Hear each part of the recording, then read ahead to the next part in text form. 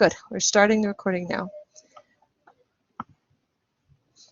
All right, so let's take a look at confidence intervals. First, we'll kind of go through the concept and then go from there. So we are in the section called confidence intervals, and the first one that we're going to look at is, okay, so we'll start with Z and then run into T so that you can see the difference between a Z and a T. I think that's a great idea. So we're going to start with the standard distribution, and then the T actually has a little bit of a trick. So knowing how to do a Z confidently will make the T easier. So the confidence interval using the standard normal is the name of the topic area. And so just very quickly, okay, so we're in the confidence interval using the standard normal. Okay. Confidence intervals are kind of talked about constantly. You'll hear people tell you something within a certain amount of confidence. You'll also hear people talk about margin of error, and they actually both come from the same definition. So a confidence interval is the fact that we have this thing called X bar. And X bar is by definition, it's the sample mean. It means that we're interested in some feature of the population, and we don't know what the average of that feature is, and so we take a sample of people, and the sample of people respond, and we get a value called X bar. Now, after the last couple of days, I think we know this to be true, that while we get a sample mean, and it gives us a number, it is never truly the accurate number because it's only a sample and we don't have the whole population to get the data from. And so the concept of making a confidence interval is saying, okay, well, I got this value of center, which we call the mean, and I don't really think it's the right number. But if I give myself enough room in either direction, I can capture the possibility of getting the right number for the sample mean. And so to do that, we make a confidence interval. So the confidence interval will always be on the left-hand side, your sample estimate. In this case, it's the mean. If you're doing a proportion, the sample estimate would be the proportion. And then from that sample mean, we are always going to have a plus or minus because we're going to give ourselves an upper level and a lower level. And then on the right-hand side, we're going to have what's called the margin of error.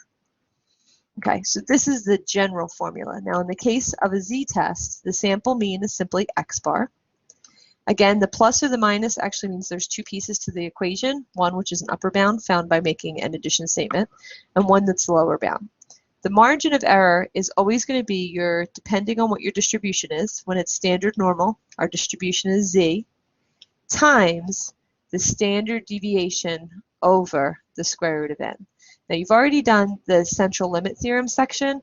In the central limit theorem, what we learn is that the sample mean is generally considered to be close to or a good estimate of the population mean. It's not exact, but we assume that they're about the same. However, if you're taking a standard deviation for an individual, then that's the right standard deviation. But as you continue sampling, each time you sample, your amount of error should get smaller, and it gets smaller in an increment of the standard deviation divided by the square root of n. So this whole piece, z over the standard z times the standard deviation over the square root of n, becomes your margin of error, and X bar becomes your sample mean. So that's the most important thing to know. Now, as a general cheat sheet, remember that we're talking about a standard normal distribution, so it's still saying that the center of the standard normal distribution is X bar. Okay. And we're trying to build a confidence interval about that X bar to say that what's really happening in here in the middle, okay? But there's some common levels of Z, and I'm going to show you what they are, and then I'm going to use the calculator in Aleks to show you how to get them. And so basically, depending on what your confidence level is, there are some known levels of Z.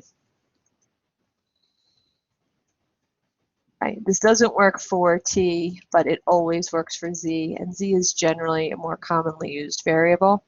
And so basically, if our confidence level is, let's say, 80%, so I'm going to use, if my confidence level is 80%, then the known Z that goes with it is 1.282. If my confidence interval is 90%, the known Z is 1.645.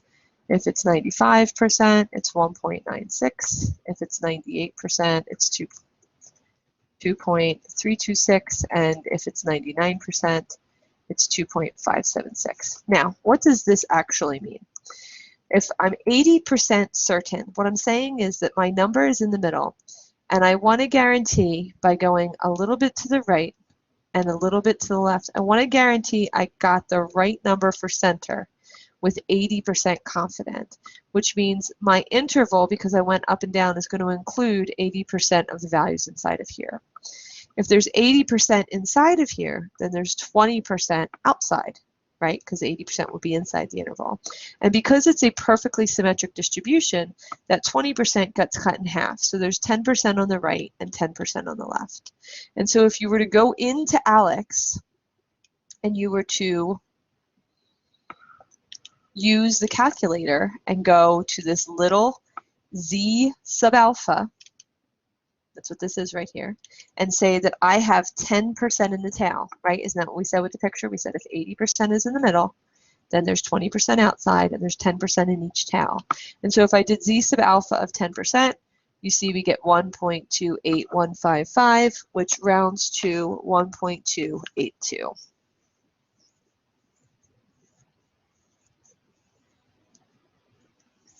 Okay. All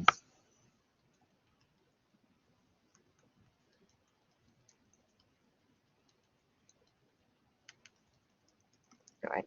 So that's where I'm getting the values from, but the nice part is with the z statistic, they're constant values, and so after tonight I will post the sheet to go into the space that goes with this, and you will be able to just use these so you can kind of get through this section a little bit quicker. So I'm going to make this just a little bit smaller so we can keep it.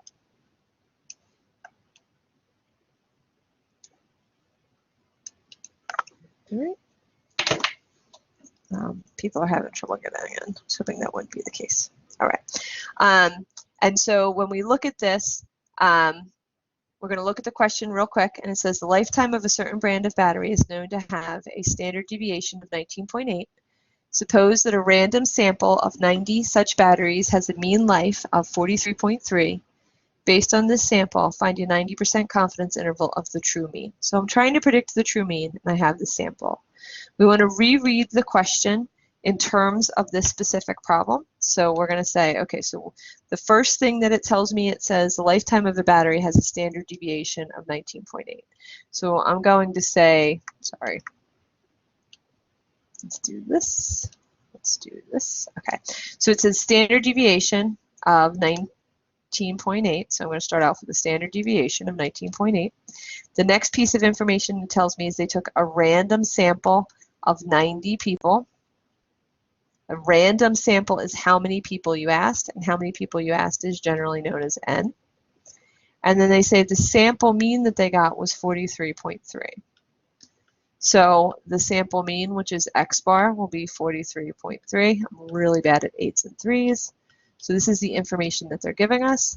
And then they want a 90% confidence interval, which means I want a confidence level of 90%. Okay. And so what we're going to do now is we're simply going to go to the formula. The formula says to always use your sample mean, which we know is 43.3. So we're going to take this formula right here, and we're simply going to plug the pieces in that we just found. So if I bring these pieces over here, we just said that x bar was 43.3, so 43.3. Then we're going to have our plus or minus, and then our z-score. We don't know our z-score, but we know our confidence level is 90%. So if our confidence level is 90%, what z should we be using?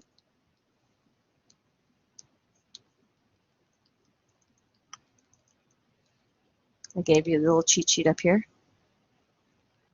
Good. Well, so we're using 0.1 if we're going to do it in the z calculator. You are correct. But I cheated and I actually gave you. So when I have 90% confidence level, the z that you're going to use comes right here. Good. And so I'm going to use 1.645 as my z. And they give me my other numbers. They say my standard deviation is 19.8. And they give me that my sample size is 90. So I'm going to get 43.3 is my sample mean, or my estimate, plus or minus, and my margin of error is this whole mess right here. 1.645 times 19.8 divided by the square root of 90. And please excuse my dear Aunt Sally says do this whole mess first and then add and subtract it. And so I am going to do the whole mess, but I do not want to do it on my regular calculator because I'm prone to make errors. So I'd probably just use maybe Excel or a regular calculator. So if I'm using Excel, just make this a bigger box. Okay. So I would say that it equals 1.645 times 19.8 divided by the square root of 90. So I'm typing the exact thing as I wrote up here, 1.645 times 19.8 divided by the square root of 90, and I get that that answer is 3.433. So then I'm going to get, on the left-hand side, I have my point estimate, which is 43.3, plus or minus. And then on the right-hand side, I have the margin of error, which turned out to be 3.433. Okay, so now we're going to go back in here. We can use the Aleks calculator and say for my lower bound, I'm going to take 43.3, oops, clear, 43.3 minus 3.433. That's my lower bound of 39.867. And then if I actually click undo, I can see that it put the formula back up there, and I can just switch my subtraction to an addition, and it'll give me my upper bound of 46.733. So I think understanding some of that background story makes it a little bit easier to do the Z interval. Now we're going to try it with the T interval, but I'm going to turn the recording off.